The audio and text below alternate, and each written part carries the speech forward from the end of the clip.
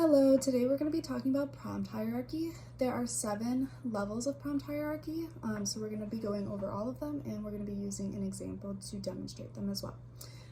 So this visual is to show the pyramid of the hierarchy. So at the very top we have independent, which is the least amount of prompting needed. There's actually no prompting needed.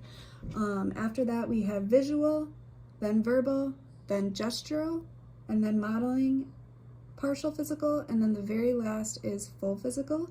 So if you're going from most to least, you're going to go up the pyramid, and if you're going to use least prompting to the most, you're going to go down the pyramid.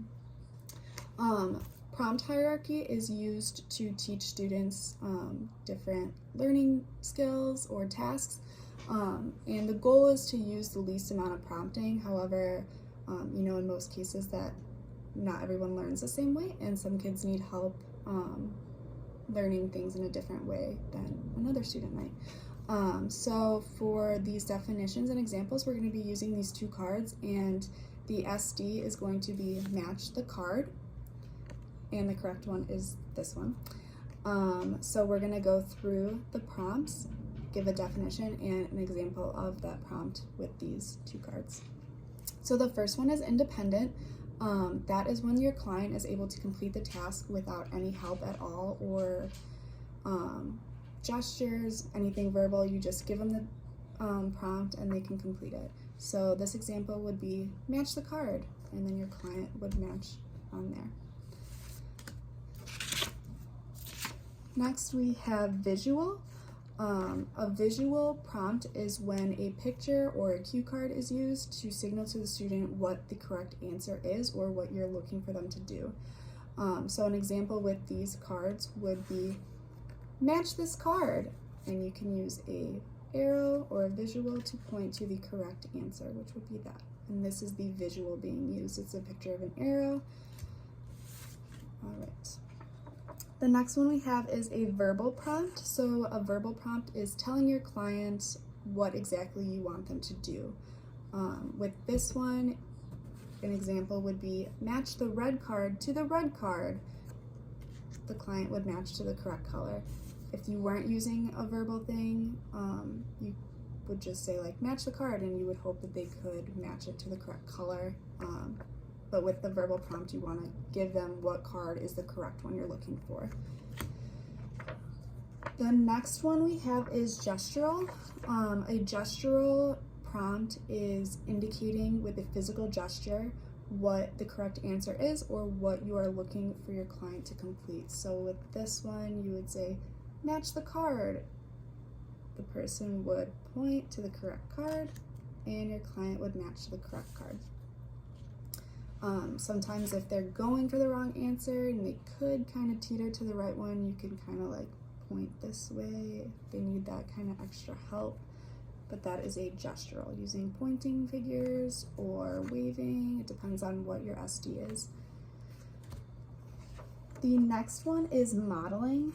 So this is when you are showing your client exactly what you want them to do, the correct answer that you are looking for as their instructor. So this example would be match the card, and then you're going to hand the card to the client and say match the card, and the goal is for them to do exactly what they saw you do within seconds of it being done. So you want to hand it directly to them and give them the SD so that they know that that's what's being asked.